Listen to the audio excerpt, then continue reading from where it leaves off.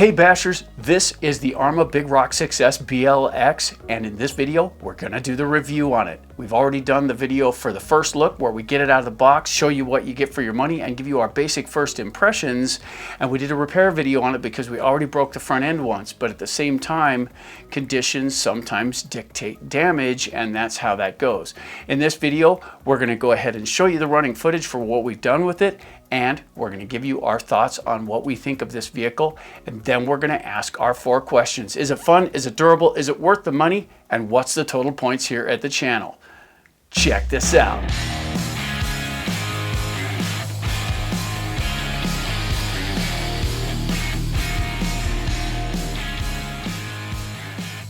So let's dive straight into that running footage.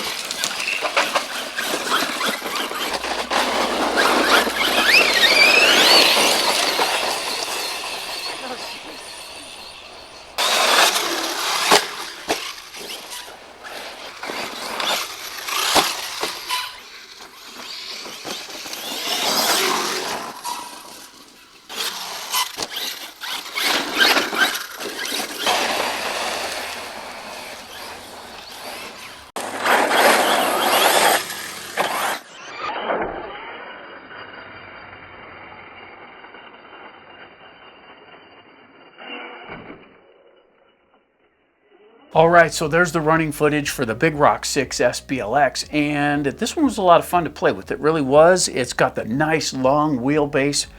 I was really concerned about the weight of the body though, because we weighed this out and it weighs right at about 2 pounds, which is a lot of top weight. However, the performance of the truck really didn't seem to suffer all that much from it. It really handled very nicely for what it was.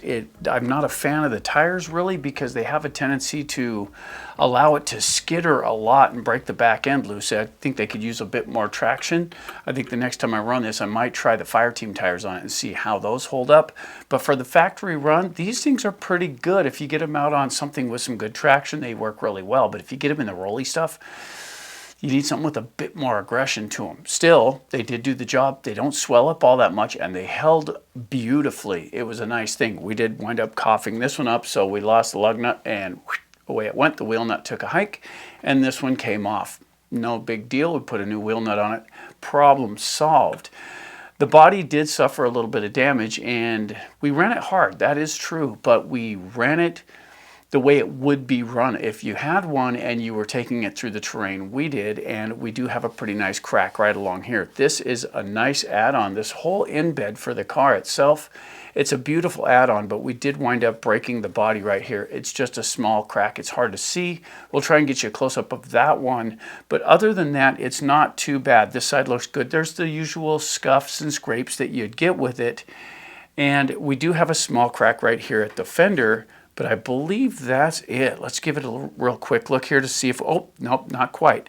There's another crack right here alongside the cab, and we did land it on the top a few times, and so it is going to take that kind of impact no matter what. So this is what's happened to ours. I don't pay attention to what other channels are doing or what other people are posting. We're just going to show you what happened with this one. As far as the body, that's a pretty slick deal. I do like the new way this goes on. So you've got the two hood pins here, and you pull the hood pins out, and then it pushes off. So you lift and push, and it comes right off. So there are no hood clips in there, and it does have a lot of bracing. It really does. There's a lot of bracing in here, and everything is unscathed. It looks really good. The whole cage is holding up good. Everything's sitting right the way it should, and it's still really solid. It doesn't rattle or chirp when you hit the ground. It doesn't make any weird noises. You get a lot of weird noises with Traxxas when it hits the ground. It feels a lot more plastic. This one sounds nice and substantial when it hits the ground. You know, the metal chassis and the way they do their bodies, it really does help give it that planted sound. So it sounds like it's supposed to. And with the long wheelbase, this one really does control well. So let's get down inside of this really quick and have a look. So it does have the version 2 150 speed control from Spectrum, and we had no power loss. Everything worked out just exactly the way it should. This performed admirably for the batteries we ran through it, and we ran many through it. And it did hold up quite nicely, and it is performing well. So I am impressed with this one so far, and we'll see how that goes. Keep in mind, we still keep the stock gearing, so it is what it is. The motor worked out fabulous. All the fans are still spinning. You know what? I still think it needs more power on the servo. It did do pretty well, but I think a small upgrade on the servo would make a pretty good difference as far as that goes. This one doesn't have a gyro or anything, and it's just straight up, which I do like it that way. I don't think gyros are necessarily the way to go, especially if you're bashing. This one doesn't have that, and it worked out just beautifully as far as that goes. So that's all good. It does have the heavier arms of the version 5 on it, so it's got them really beefy arms on it, and that is also a good thing. We do have one of the connectors here for the sway bar. There, it was disconnected, but it was not broken. Everything else is looking good. The shocks are working perfectly. Everything is holding up nicely. I don't have any weird feelings in the suspension at all. All of the body mounts held up beautifully. There's no bends in anything. And the chassis is still dead straight.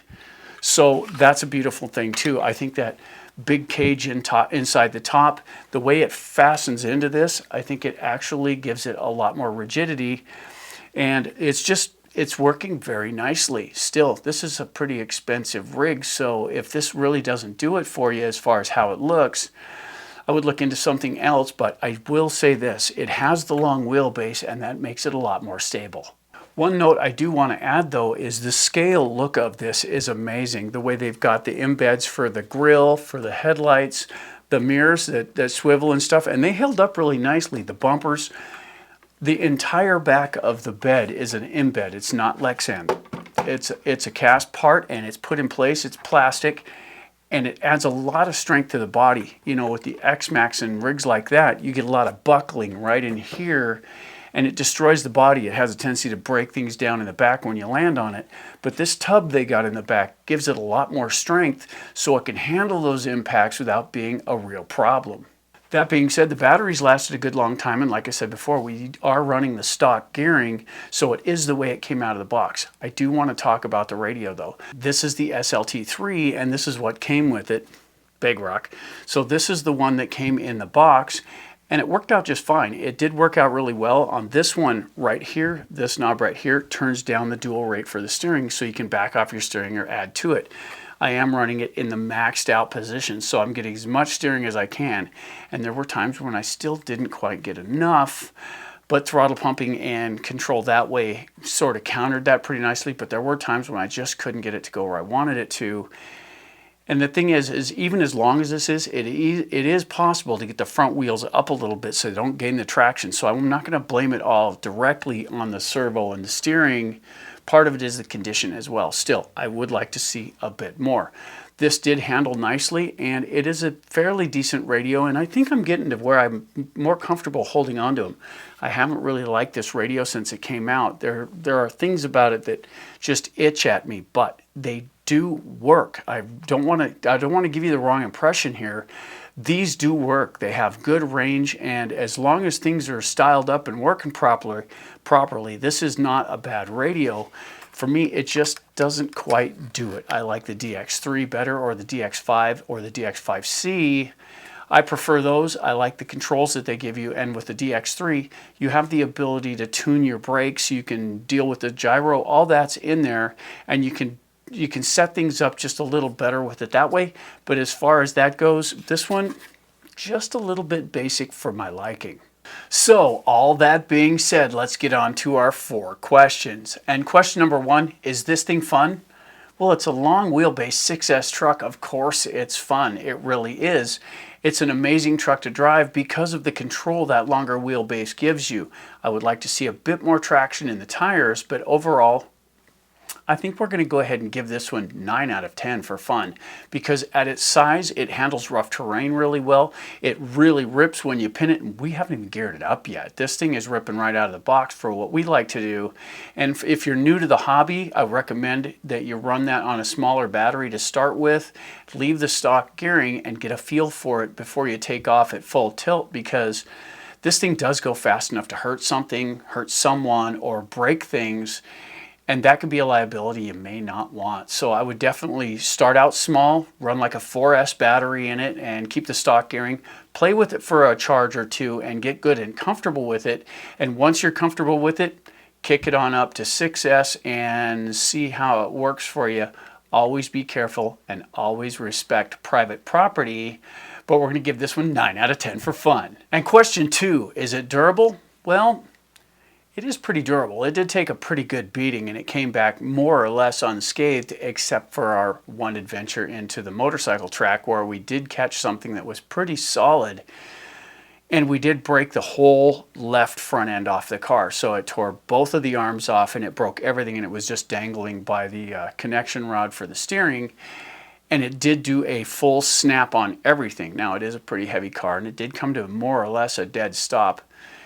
And I could have been a little heavier on the power. That might have lifted it and got it out of there. Still, it did break, and it didn't hold up. Now, you could consider that unrealistic or whatnot, but that's just us playing with it, and it didn't hold up.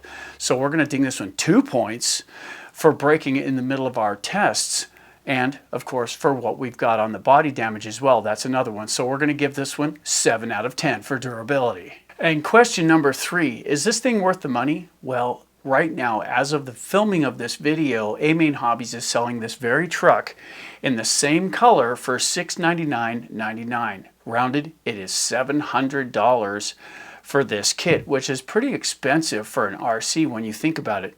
It's the better part of $1,000 to get one of these because you're well over $500.